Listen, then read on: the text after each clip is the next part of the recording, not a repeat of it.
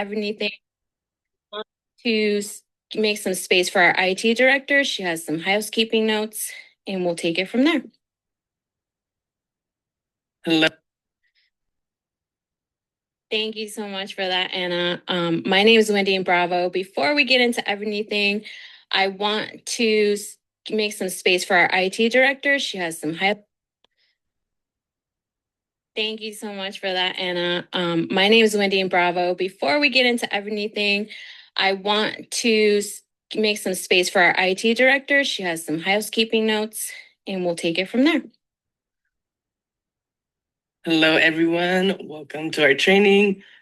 Just want to kindly remind everyone that Honor the Earth, we have a strong stance against data centers and the usage of AI.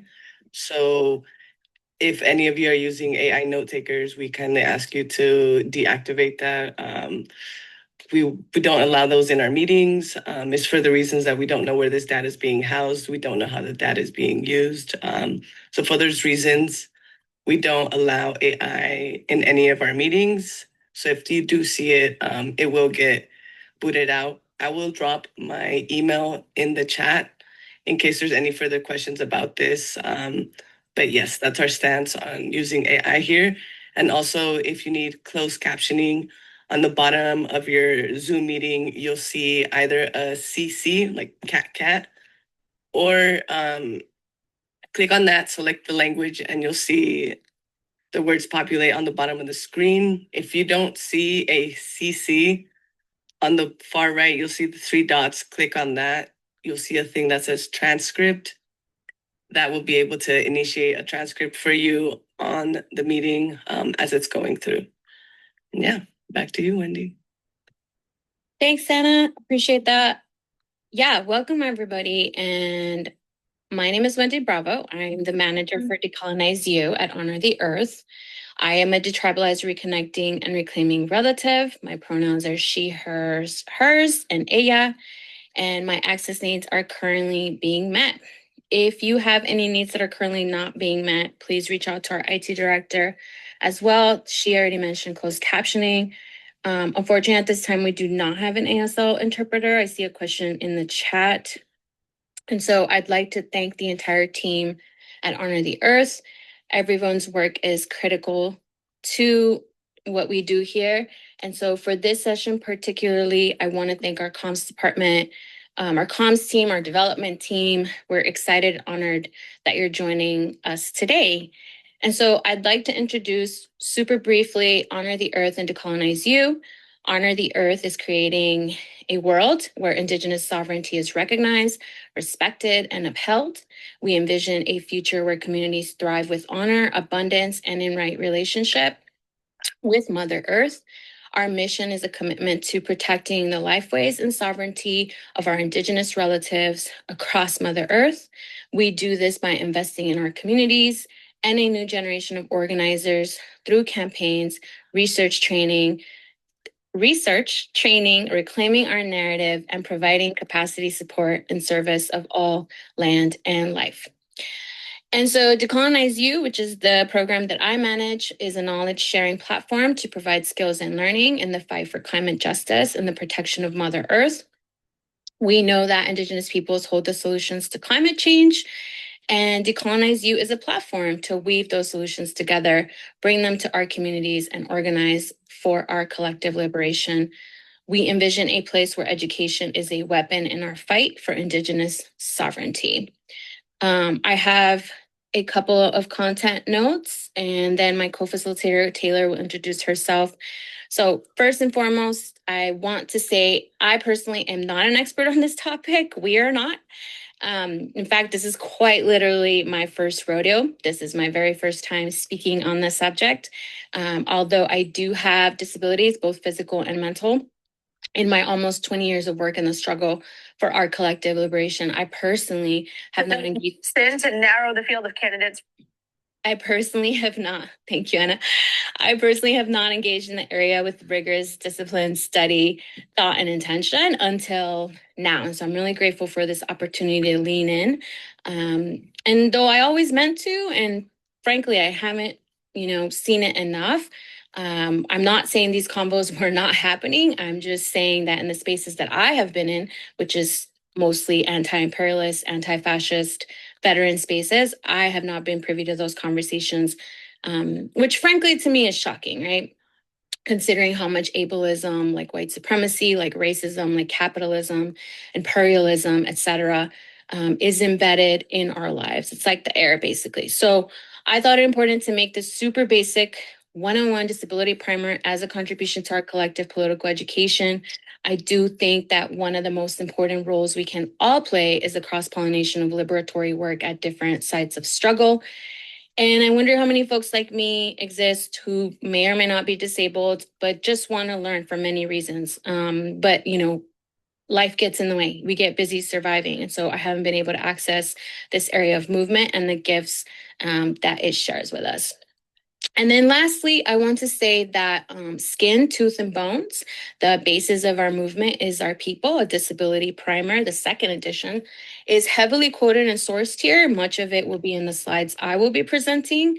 And so I will put that in the chat. It will also be in the resources. You will all get these slides. You will also get the recording to further, do your study if you would like, or just revisit some of the things we've talked about. And those resources will be at the end. And so I will now turn it over to my amazing co-facilitator for her introduction. Thanks, Wendy. I also will not call myself an expert because I have an issue with that terminology. But I have done a lot of the scholarly work around the foundations of settler colonialism and the evolutions of power structures such as ableism. I studied media narrative in undergrad, and the social narratives about disabled folks in horror film is one of my niche theory interests, because I think it's very indicative of how kind of ableism operates on a larger scale in the settlement. I also have done a lot of organizing around these intersections. I also live my day-to-day as someone who is diagnosed with and predisposed to lots of chronic conditions that might make me someone considered disabled.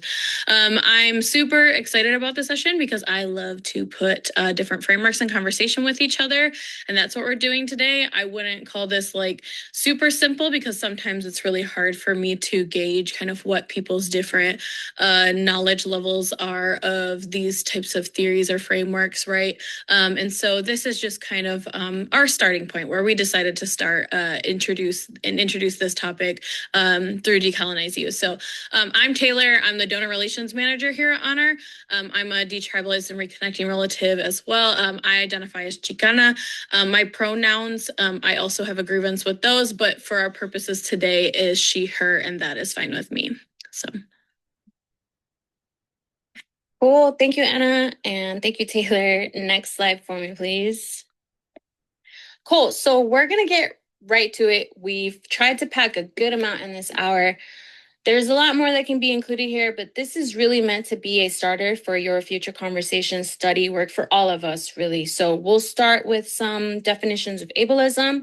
We'll talk briefly about the disability rights framework. And lastly, we'll define disability in that first section. Then we'll go on to talk about the foundations and intersections of ableism on Turtle Island, as well a little bit globally, and with some key events in modern and contemporary history with a timeline. We'll give a quick overview of the intersections of ableism and other sites of liberatory work and struggle. And lastly, we'll discuss how we can shift from theory into practice with disability justice. Next slide for me, Anna. Yeah, so we're going to start with just defining what ableism is, right? So we wanted to start with the standard or kind of state definition of what ableism is as the discrimination against people who are disabled. This is often understood as a loosely held phenomenon defined by a set of practices on an individual or kind of group level that can be rectified by legal consequences, right? And for the purposes of our time together, we think it's absolutely critical to understand structure structure when discussing oppression that is not necessarily implied in these kind of like legal frameworks, right? Structure, for those who are unfamiliar, refers to the kind of pattern that's determined by tracing all of our experiences across space and time, right? And kind of recognizing all of the different sets of practices, not just as like they pop up, but rather like the commonalities and the kind of like replication that happens across space and time and through institutions. Structure is important because if we individualize oppression, makes it so much more difficult to understand its origins and how it functions or how it collectively impacts us. So we're offering an alternative definition for today. Ableism is a interconnected structure of oppression inextricable from colonialism that upholds the supremacy of mentally and physically abled people through the act of disabling. And this is a kind of distinction here. We're focusing on the verb versus the noun, right? Or the identity of being disabled. Subjecting disabled individuals to violence, exploitation, and disposability, both politically and socially. So this structure functions through otherization. If you're unfamiliar with that term, otherization is kind of the identification of people who are disabled along many kind of intersecting axes.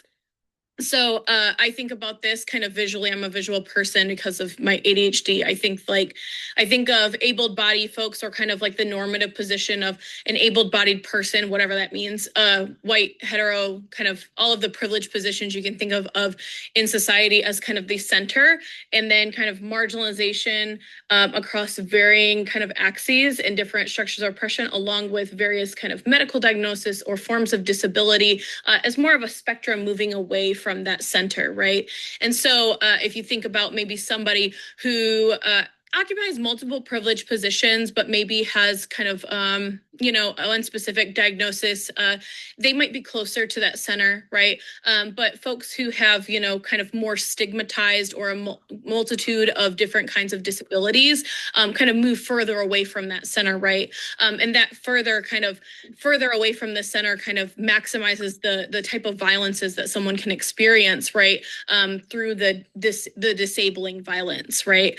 I think about things like maybe if somebody has, borderline personality disorder or narcissistic personality disorder that have a type of stigma associated with them, or maybe kind of a type of physical disability that makes someone maybe lose control of or not able to control fully their limbs. Those are the types of kind of disabilities that are going to move more from the center because of the social narratives that we tell about folks who have those disabilities, right? Or the stigma that we associate with those disabilities, right? So two things to think about here in the context of this definition, right? One is that ableism cannot be wholly rectified through the law or things like inclusive measures, because disabled people kind of form the excess of society, right? Through that otherization, that kind of devaluation of people based on, just kind of how they are, right? And often to be politically legible or to kind of have a grievance to bring to court or a policy to change, right? That can require us to kind of compartmentalize our experiences of ableism away from other parts of our identity, things like race, gender, sexuality, class, right? All of those things, which makes it very difficult because of the kind of rigid boundaries of policy or political change, right? So as Black feminist author Kimberly Crenshaw wrote on intersectionality, it was a critique of a legal framework that when Black women kind of come to court to only have the possibility to, sorry, I had a pop up really quick. Yeah, now I gotta fix it. Hold on. Oops, sorry. Sorry, something is happening. 1 second. I had to pop up really quick. Okay, it's gone. But to kind of only be able to sue on the basis of either race or gender, right? Being Black or a woman, but it doesn't address the kind of nuances of experience and the ways in which that violence happens uniquely for somebody who occupies both kind of identities, not as kind of having two boxes, but having kind of a new identity, right? In the same way that someone who might be privileged and be characterized with a certain disability may not experience the same ableism in the same way that somebody that occupies multiple kind of oppressed kind of identities or experience oppression on multiple axes, right? The second thing is that the state uses violence against disabled people to create value for other people. That's what otherization does, right? It creates value for those who occupy the center or kind of the top of the hierarchy through denying value or the actual dehumanization or devaluation of those who are characterized as disabled or are disabled through violence, as we're calling it, right? So police brutality, having a kind of disproportionate risk for police brutality, the medical apartheid and not being afforded kind of adequate care, quality care, lower minimum wage and devaluing the labor of those who we think are not as extractable, or inaccessible infrastructure, right? The list goes on, but I think that just flagging those things are really important. And Wendy will kind of get more to the critiques of kind of legal frameworks that we kind of operate under, or a lot of folks organize under in the status quo in a second. But I wanted to flag something specifically under this intersection. It creates unique issues along the axis of race and ethnic background, right? Particularly for Indigenous folks, other racialized folks, and our Black relatives, right? And they're kind of contradictory. So kind of stay with me in terms of trying to parse these out. The first one is that this means that we experience disproportionate rates of disability that is specifically caused by violence, right? So according to 2019 federal data, Native folks have the highest rates of childhood disability rates in our communities, right? Along with that, other racialized folks and our Black relatives have the also highest rates of, or in disproportionate rates of disability. And we'll get into why that is a little bit later, but I guess the connection here is about the disabling violence and the predisposition to violence based on the communities and the kind of lands that we occupy, right? The second thing is pathologization, right? And the idea that I guess particular groups of people have experienced disability because of their innate nature, right? And so for a couple of examples of this are natives, for Native folks, having an inherent quote unquote inaptitude for civilization, or what we can derive from the kind of trope of savagery that came from pseudoscientist Samuel Morton, who is the founder of physical anthropology in the so-called United States. For women have reported across time the diagnosis of hysteria, or what we can refer to in 2025 as an anxiety diagnosis, instead of kind of addressing the root of multiple chronic symptoms for a variety of kind of things that are happening to people's bodies. Rapid onset gender dysphoria for our trans and non-binary siblings. The idea that gender dysphoria is a social contagion that just happens from being kind of in contact with other people who are experiencing gender dysphoria, as well as in the context of our Black relatives who are descendant of the structure of chattel slavery. Drapetomania was a diagnosis for people who would, and this is sarcasm, be so absurd as to run away from the plantation and the violence of the plantation. Also, the idea that Black folks have higher pain tolerances, right? And so they can be subject to, extreme forms of violence and pain, right? And not have any type of intervention. And that leads kind of to the third kind of contradictory part of all of this, is that this also causes underdiagnosis in a lot of our communities as well, right? So we also have disproportionate rates along with underdiagnosis, and that can seem like a contradiction, but that's the contradictory nature of the way in which oppression operates, because the center of kind of able-bodiedness presumes kind of a white male state subject, right? In terms of how we study different kind of mental and physical conditions. A lot of the time we presume that that is a universal subject that can be mapped onto other communities and other experiences.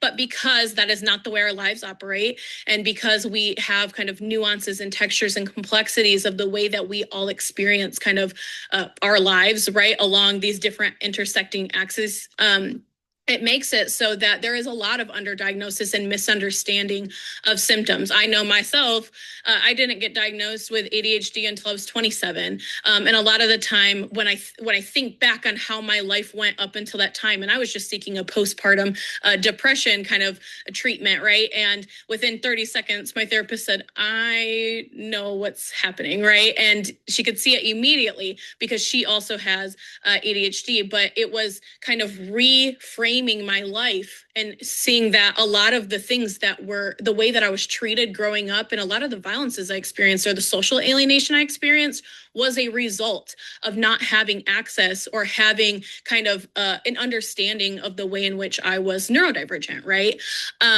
Yeah. Next slide, please. Thank you, Taylor. So Taylor has done a great job of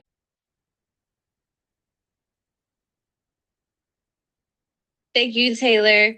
So Taylor has done a great job of introducing the concept of disability rights as a framework. This is probably the one, go ahead and next. Yeah, perfect. Thank you, Anna.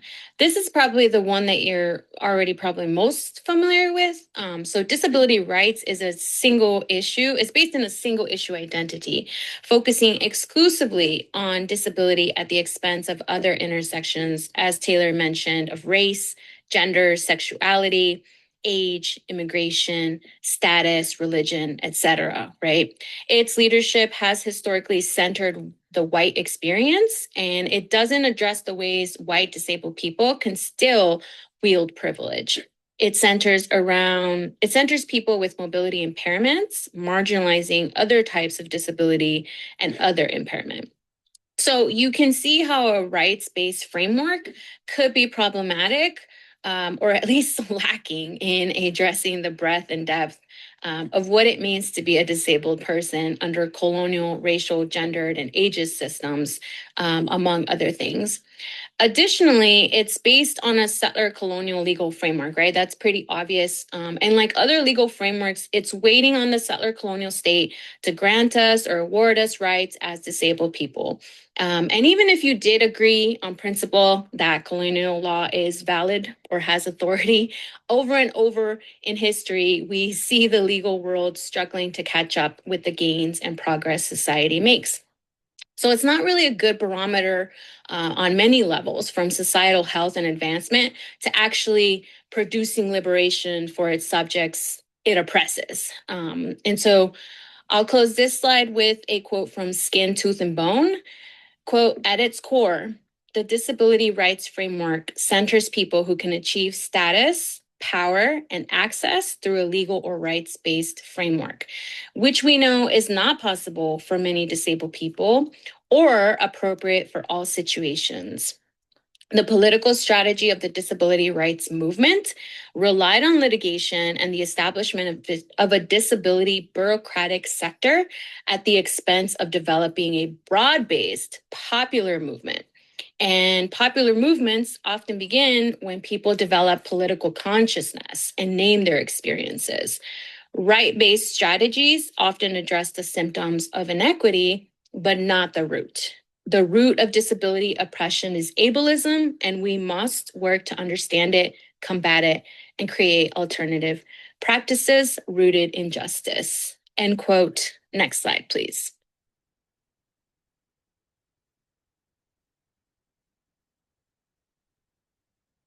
Oh, baby, you're muted. Trying to be courteous because my washer is going right now. Sorry about that. So what do we offer as a definition of disability? How do we know when someone is disabled? Traditionally, and in the status quo, there's a very colonial, rigid approach of someone who has a medical diagnosis. Obviously, there are problems with that when people cannot have access to care, access to quality care. And also, we're going to problematize kind of this rigid notion of this kind of stasis or like a static notion of a diagnosis, right? I think that Generally, the answer to this is that we do not, right? And that it's because it's obfuscated by ableism. It makes it very difficult to kind of know, right, quote unquote, know when someone is disabled. That's rather why we posit this definition. It's about who faces barriers, right? This violence that disables folks and makes things kind of inaccessible, right? And it's more experiential, right? And based on creating space for folks to be able to voice their access needs and kind of move beyond these structures of violence, right?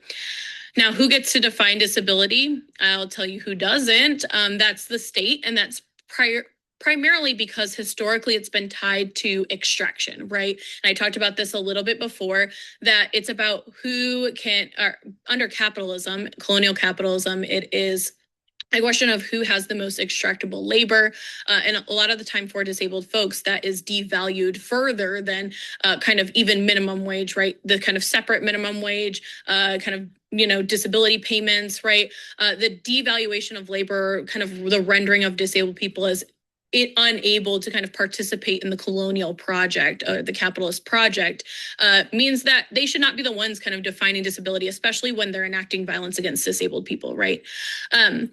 And then so I kind of wanted, again, to highlight this difference between disabled person as a noun and also, or as an identity, but rather disabling as a verb. And that's how we're going to continue to talk about it through the next section, is that we understand disability as more of a contingency, right? And I think it's specifically because when we understand violence as disabling, we open up ourselves to a decolonial notions of disability, right? Disability can become a less rigid group of folks, ever expanding and more interacting, right?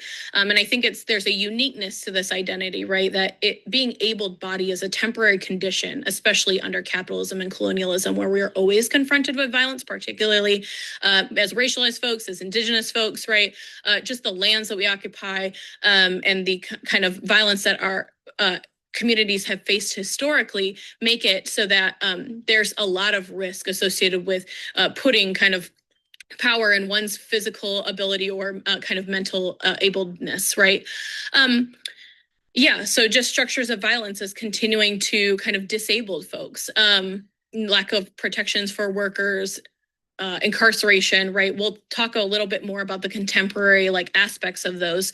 But I also want to kind of problematize disability as a static notion as well, because I want us to kind of have in the back of our minds as we are kind of moving throughout the rest of this webinar, what it would look like if we removed those structures of violence, right? If we were able to resist them and decolonize away from kind of the structures of violence that are in the status quo, right?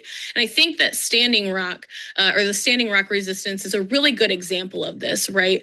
Because traditionally there is kind of this association of Native youth and mental health, right? Mental health risk, and kind of the youth empowerment that happened during Standing Rock was kind of a symbol of resistance, right, for a lot of Native folks beyond just kind of the Native youth of Standing Rock. So much to the point that kind of having it kind of an international coalition function as almost, I don't want to reduce it to kind of therapy, but rather resistance was kind of created a resurgence for mental health, right? And so it kind of gave us a glimmer of hope in terms of, if violence is disabling, what does that mean when we are able to undo those structures of violence? And so, yes, let's go to the next slide.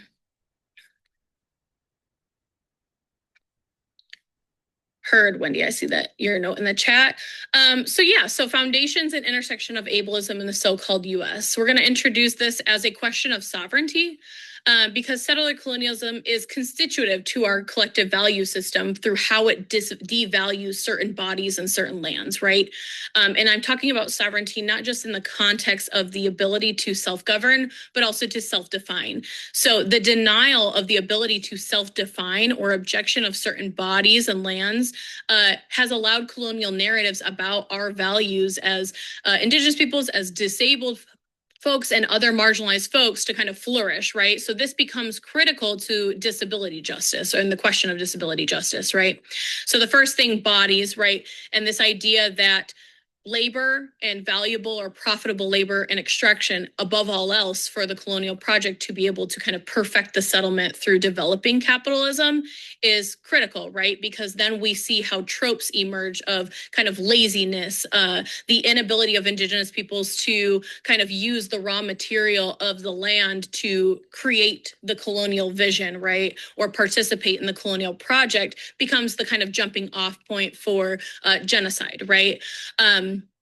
Or kind of our Black relatives who were enslaved through chattel slavery being the perfect kind of labor force to perfect, right, that project, right? And so the kind of monetary value that is assigned to certain bodies based on their kind of physical capability or mental capability to endure extraction is kind of how colonialism reduces us to these values, and then kind of is the disabling violence, right? And that's associated with our lands as well, right? Because the exploitation of the land as raw material assigns a value to the land as well, right? And then we also think about maybe the sacrifice zones and how we're, racialized folks are kind of predisposed to environmental destruction because those lands are then being exploited for things like data centers, and they're primarily put in Black and Indigenous neighborhoods.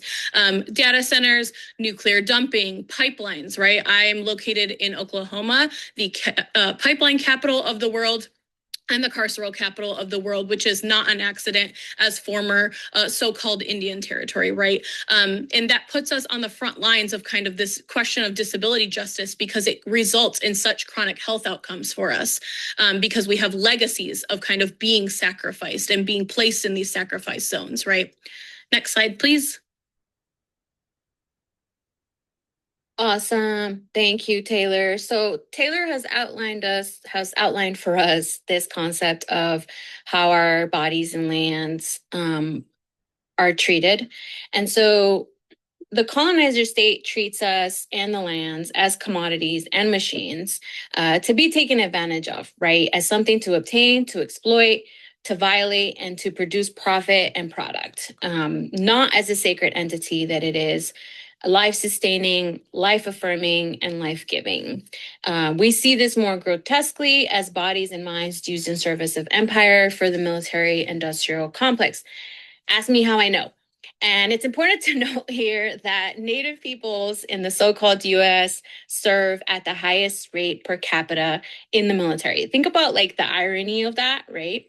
And we see it also with our economic system. All of us here experience it in all the ways, where it's framed as a choice, right? Of freedom to work, when really it's not much of a choice. Either work, use your body and mind to produce profit or for capitalists, or die in the streets, unsheltered and hungry. And increasingly, we're also finding that even when you work, that's not a sufficient thing, right? A lot of us are having 2, 3, 4 jobs, right, to keep up with the exploitation of capitalism and capitalists. So it's not really an actual choice, right? Though it is framed as one. So that's what ableism looks like in terms of US imperialism and the economic system forced upon us. And there's so many more examples. Like this is all like entire dissertations. And so, but for the sake of time, it's just 1 hour that we have here. And so next slide, please, Anna. Awesome. So continuing this point of what does ableism look like materially, let's look at bodily autonomy, right? We've kind of brushed over a little bit, and sovereignty and healthcare. So as Taylor said, the control of bodies began with exploration, conquest, and colonization of indigenous lands and practices through chattel enslavement, dehumanization, and torture of our Black relatives. Additionally, the forced sterilization of US citizens, our incarcerated relatives, disabled people, and migrating relatives are direct violations of bodily autonomy and human rights. So choosing when and if to become a parent is a basic principle of reproductive justice. So historical attempts to control the deviant bodies show that reproductive choices must be understood as a human rights issue. Access to information, quality healthcare, and autonomy and decision-making are all essential for the well-being of all. So this the takeaway here is like the infringement, right, and the violation of each of our bodily autonomy as people, as sovereign bodies, right? Next slide for me, please, Anna. Awesome. So putting a finer point on it some more, especially in these times of fascism and climate catastrophe, we see now a ramping up and an escalation and a scaling up of these colonial systems, right? They're now being even more exaggerated, right? To be clear, incarceration, forced migration, enslavement have been a part of this country and its foundation in many forms for centuries. But increasingly, we see the settler colonial project taking advantage of the disruption and even causing the disruption with war and chaos and conflict. And they're cashing in, right? So I routinely say, especially when I share about the military industrial complex, that the main import and export of this country, the so-called United States, is not democracy. It's not freedom. It's whatever the propaganda machine. It's not whatever the propaganda machine is feeding us. It's the destruction of bodies, of lands, and life. And for a lot of indigenous peoples, that's one and the same. Bodies and lands, one and the same. And so we see these systems and structures specifically targeting indigenous and natives people and native peoples, as well as our Black relatives. And I definitely want to point out the SCOTUS decision that was handed down yesterday. The very racist and ableist SCOTUS decision that was handed down yesterday. Next slide, please. And so lastly, at this intersection of like contemporary work, liberation, and struggle, I want to briefly talk about madness and the concept of the deviant other. Increasingly, if you're paying attention to the colonial propaganda, and as Taylor has so beautifully outlined for us and talked about too, you see an escalation in this narrative by the colonial project as labeling deviation from the norm, right? As a sickness or abnormal or other synonyms. They ascribe it to anything that does not fit the cis heteronormative white male identity and position.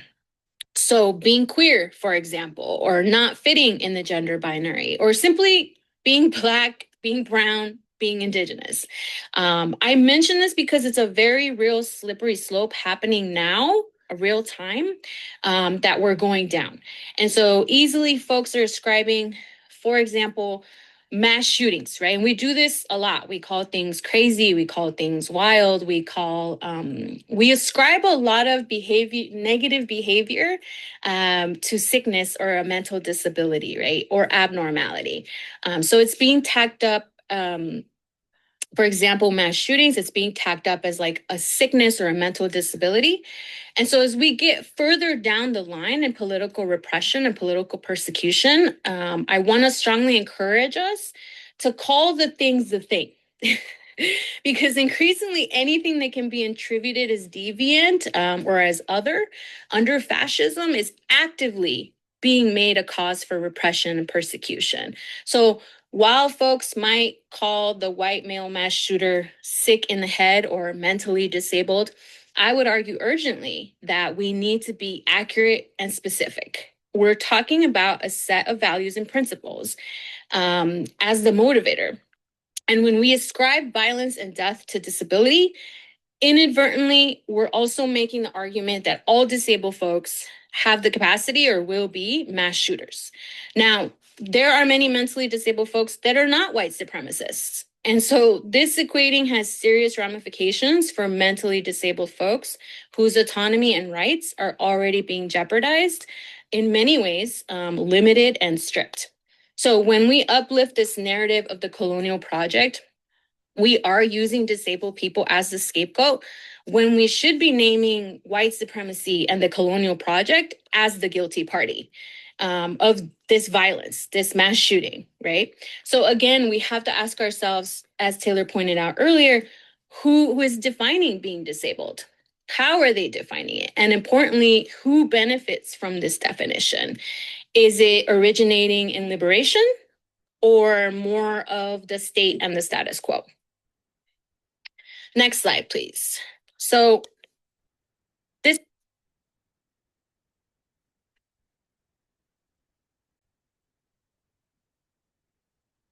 This is one of my favorite parts of this presentation. So some notes about this timeline. First off, this is not a comprehensive timeline. Doing so would far exceed the scope of this particular session. So as with everything and anything, if you're curious and hungry for more knowledge, please, I invite you to do your own independent study on your own time or with your own peoples, and see where it takes you. There have been far more than these events here. Disabled people have long been a part of history since time immemorial. So disabled history didn't begin in 1815 by any means on Turtle Island or across the world, as this slide might imply. So for the purposes of this session, we are focusing on recent key events. And secondly, you're also going to notice that we're keeping the language from when these events took place. So this timeline uses language that is historically correct, but today we do not consider that it is no longer acceptable. So this timeline on the next few slides also is a synthesis from the selection from and a selection from Skin, Tooth, and Bone that I keep kind of nudging and mentioning it, the second edition, and also a timeline from Temple University from the Institute on Disabilities. So we're not going to go over each event, but I will choose one or two to focus in on, and of course you'll get these slides so you can look at them at your leisure. On this slide, I definitely want to highlight one of the GOATs, Miss Harriet Tubman, who was born in 1820. She acquired multiple disabilities in her lifetime, which were a direct result of her enslavement. I also want to highlight the eugenic sterilization law for people with disabilities. This was enacted in 1907 in Indiana. That's just the last century. And it did spread to 24 other states. That's half of the so-called United States. 20 years later, in 1927, compulsory sterilization is ruled constitutional. No, you did not mishear. It was ruled constitutional. Next slide, please. In 1939, Nazis began their Action T4 program. Action, with Hitler ordering killing of the sick and disabled. Between 75,000 and 250,000 people with intellectual and or physical disabilities are systematically killed from 1939 to 1941. The second event I want to highlight here is the 504 sit-in in the Bay Area. In 1977, disability rights activists staged a 26-day-long protest, sit-in at SF Health, Education and Welfare Office with big help from the Oakland Black Panther Party and ASL interpreters. Next slide for me, please. In 1987, ACT UP is founded. ACT UP means AIDS Coalition to Unleash Power. So here we also have the intersection with our queer relatives and healthcare. And then importantly, in terms of the disability rights framework, in 1990, over 1,000 protesters from 30 states staged a protest at the Capitol to protest the delay of the Americans with Disabilities Act passing. And later, they get their win. The ADA is signed by George H.W. Bush. The legislation prohibits discrimination of people with disabilities in all areas of public life. And the ADA gives civil rights protection to individuals with disabilities, similar to those provided to individuals on the basis of race, color, sex, national origin, age, and religion. Next slide for me, please. In 1999, what is thought of as the most important civil rights decision for people with disabilities in so-called United States history, Olmstead versus LC and EW ruling requires states to provide services in the most integrated setting and reinforce the right of people with disabilities to live in the community. In 2001, the Commonwealth of Virginia, I mentioned eugenics earlier. The Commonwealth of Virginia formally expresses regret. This is just this century, I want to point out, like 24 years ago. The Commonwealth of Virginia formally expresses regret for eugenics. Virginia's eugenics legislation resulted in the involuntary sterilization of more than 8,000 people with disabilities between 1924, and 1979. They are the first to formally express regret in the so-called US over this practice. Next slide for me, please. And our last slide here of this timeline, we see disabled folks organizing and meeting online in Facebook groups in 2010 and continuing in 2011. So like you're seeing these, these interwebs become a rallying point, like an organizing avenue and medium for organizing and camaraderie, really. I also want to highlight the journey of disabled Bolivians across the Andes Mountains to speak with President Evo Morales about ableism. Morales refused to discuss their requests, and when he did, protesters suspended themselves from the city's bridges. Next slide, please. Yeah, so if nothing else, I think the timeline indicates that the struggle for liberation already includes anti-ableism. Whether or not people choose a framework that recognizes that, that's up for discussion, and that's why we're here today, right?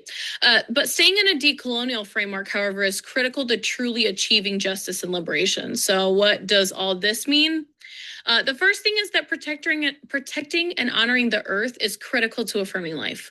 Indigenous knowledge can lead us to redefine our collective value system and create coalitions with all of our relatives. I'm going to read a quote from R. John Setzer, a two-spirit artist reflecting on their experience navigating the medical apartheid as a disabled Indigenous person. And I quote, "The way I understand the ancestral teachings of my own people, as well as the number of other peoples, life has value because it exists. You, a disabled or not currently disabled person, have value because you are alive. You deserve to be able to meet your needs, care for your family, and be cared for by your community because you are alive. No means testing, no ability scores, no rationing of care to the quote unquote most worthy. You are here because you are here, you are part of your community. You should be counted and cared for, and society has to be adjusted to help you get your needs met. Accommodations for your disabilities are your birthright because you were born and are still alive." This isn't a radical idea brought up by AIM in the 70s. It's an ancient teaching, the bones of which can be seen in societies around the world going back to the dawn of civilization. The second thing is that centering disability moves those from the margins to the center that radically shifts our considerations when building a sovereign future.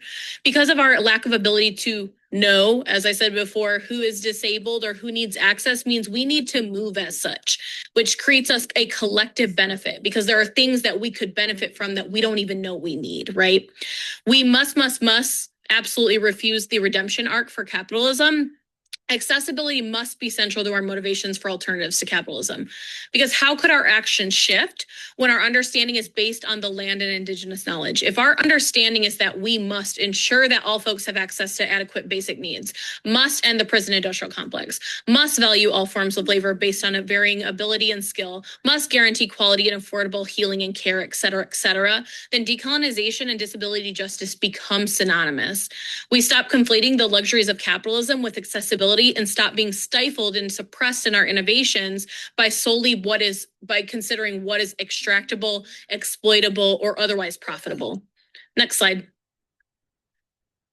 I'm recording. Go off, Taylor. Yes. So when we speak of disability, we're celebrating the brilliance and vitality of a vast community of folks with non-normative bodies and minds, whether disability is visible or not. This includes and is not limited to folks who identify as disabled, chronically ill, deaf, mad, neurodivergent, and more. There's a lot of ways to be disabled, and all the experiences aren't all the same. And a lot of times we have stuff to learn from each other. And you might be asking yourself, like, well, is XYZ, does that make me a part? Yes. Does mental health disability or madness count? 100%. It's really important to frame it as that we are like this huge conglomeration of peoples who don't fit into society's idea of normality. And we have different experiences, but we all face ableism along with all the other oppressions, right? Disability justice is a movement building framework that was invented in 2005 by Patty Byrne, Leroy Moore, Leah Mingus, Eli Clare, and Sebastian Margaret. These are all Black, Asian, poor, white, queer, and trans disabled activists. They were really sick of both Black and brown abled movements that kept forgetting disability, with air quotes, and fed up with disability rights movements that were really white and really had a single issue framework, right? So they wanted to create an intersectional framework that centers the desires and issues and demands of multiple marginalized disabled people.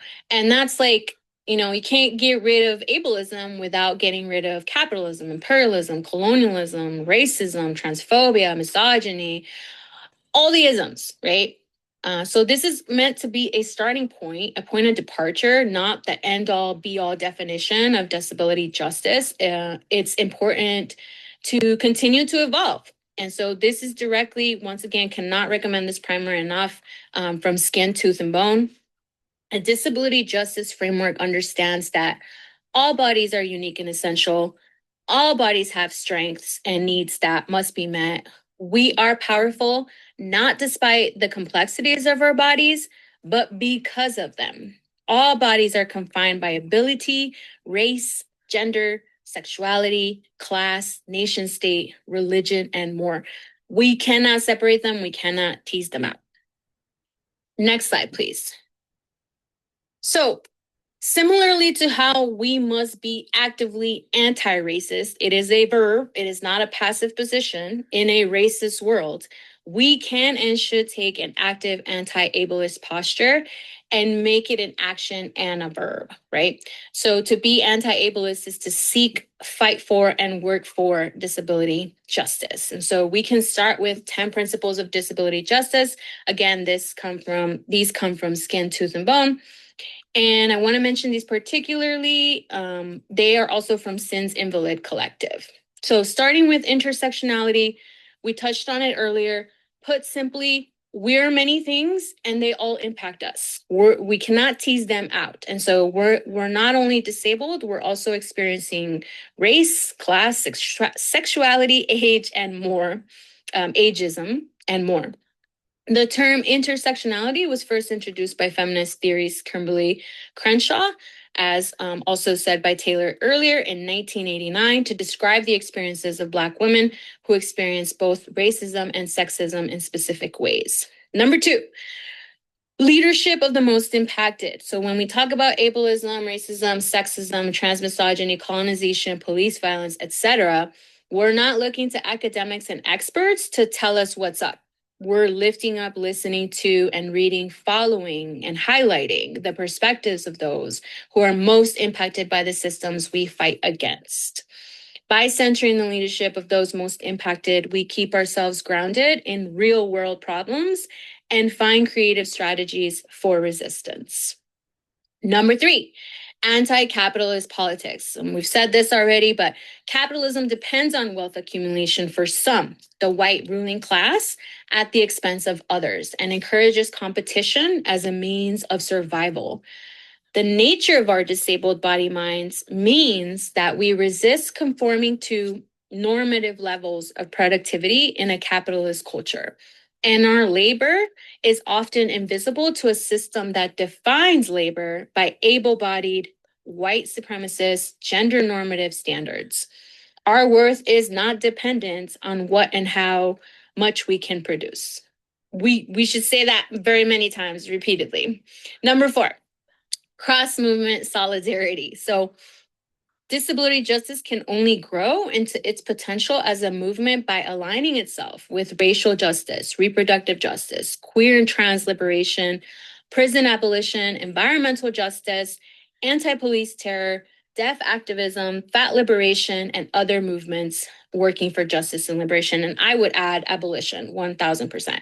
This means challenging white disability communities around racism and challenging other movements to confront ableism. Through cross-movement solidarity, we create a united front. Number 5, recognizing wholeness.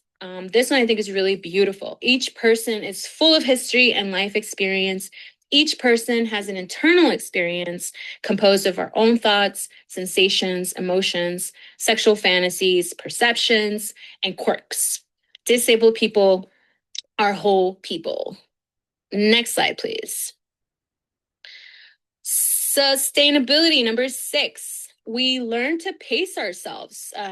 As I'm trying to get through this right now, individually and collectively, to be sustained long term.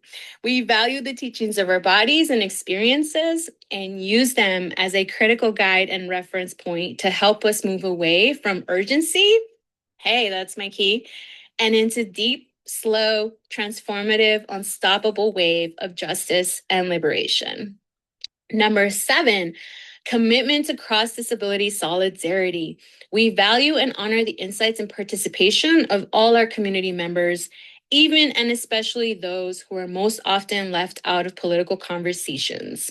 We are building a movement that breaks down isolation between people with physical impairments, people who are sick or chronically ill, psych survivors, and people with mental health disabilities, neurodiverse people, people with intellectual or developmental disabilities, deaf people, blind people, people with environmental injuries and chemical sensitivities, and all others who experience ableism and isolation that undermines our collective liberation.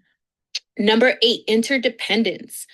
Before the massive colonial project of Western European expansion, we understood the nature of interdependence within our communities. We see the liberation of all living systems and the land as integral to the liberation of our own communities, as we all share one planet. We work to meet each other's needs as we build towards liberation, without always reaching for state solutions, which inevitably extend state control further into our lives. Number 9, collective access. As Black and Brown and queer Crips, we bring flexibility and creative nuance to our engagement with each other. We create and explore ways of doing things that go beyond able-bodied and neurotypical norms. Access needs aren't shameful. We all function differently depending on context and environment. Access needs can be articulated and met privately, through a collective, or in community, depending upon an individual's needs and desires and the capacity of the group. We can share responsibility for our access needs. We can ask that our needs be met without compromising our integrity. We can balance autonomy while being in community. We can be unafraid of our vulnerabilities, knowing our strengths are respected. And lastly, on the abolitionist tip, of course, and importantly, number 10, collective liberation. We move together as people with mixed abilities, multiracial, multigendered, and mixed class across the sexual spectrum with a vision that leaves no body, mind behind.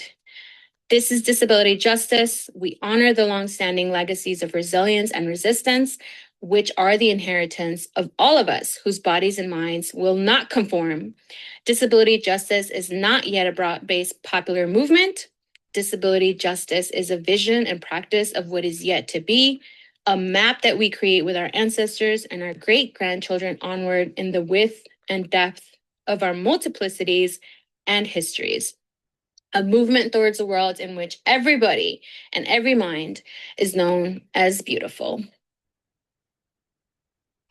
Cool. With that, we're going to move over to our discussion and question section. Thank you, Nia. Next, thank you, Anna. Appreciate that. I know this tends to be the point where people kind of pop off. I understand and go do their other things. And so I'm going to kindly ask you to please, before we go into Q&A and discussion, I'm going to share with you a survey, an exit survey. I know surveys are so fun. No, they're not, in my opinion. But if you would please, before you leave, we really want to hear how we did. Good, bad, ugly, all of it. We want to hear all of it. And so I'm going to drop it in the chat. Please get it done as soon as you can. We would really appreciate it. And then we will move over to the Q&A session. Perfect. Thank you so much. Oh, the chat's popping off. I love it. I love it. I love it. Okay, cool. So we'll take about like 5 minutes or so. I know we're over time, but I want to make sure that folks have their can have a space to, get their questions, get their thoughts out. Everybody was popping off in the chat. I really love it. Let me see if we have any Q&A here. No, I don't think we do. People were out here.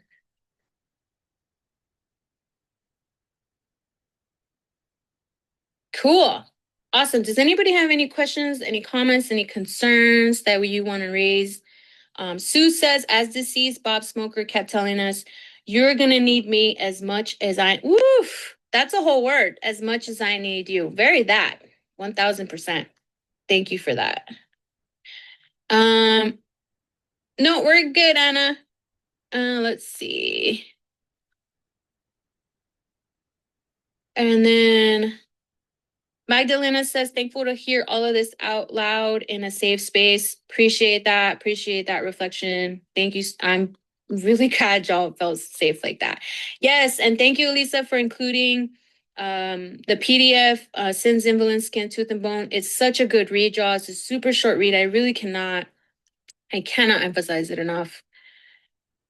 Amazing.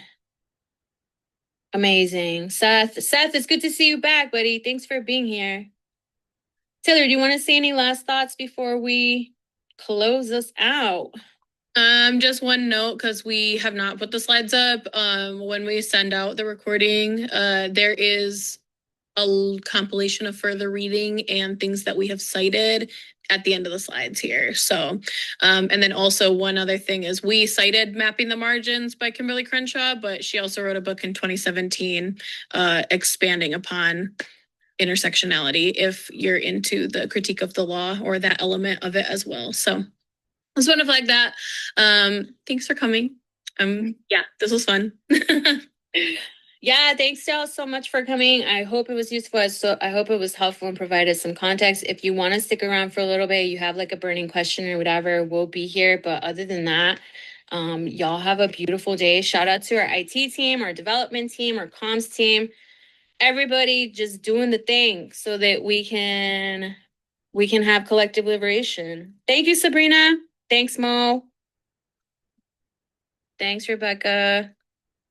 Oh, this is so